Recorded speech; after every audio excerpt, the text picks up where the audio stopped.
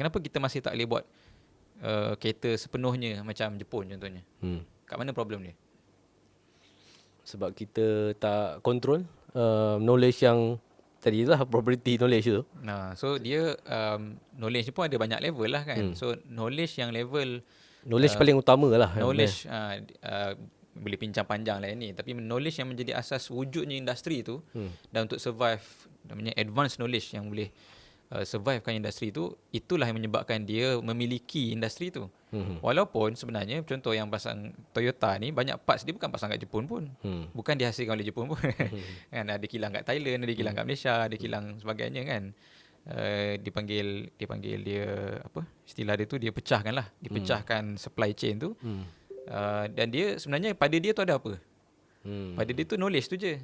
Kan, yang mana kalau kata Thailand boleh buat parts apa sebagainya, tapi knowledge yang pada Jepun ni, industrial knowledge yang pada Jepun ni tak ada, sebenarnya boleh dikatakan tak adalah industri automotif tu. Betul. Kan? Dan ini yang difahami pun sebenarnya, bila industri tu you own the knowledge, there you can claim bahawa industri tu mandiri, partly lah. Kita boleh kata itu antara benda yang penting kan, selain daripada kena ada infrastruktur yang memang kata apa, kita boleh tentukan infrastrukturnya dan sebagainya. Sebab ini bermaksud dengan tiadanya kita dalam gelanggang tu, boleh kata tak adalah, tak wujudlah industri tu.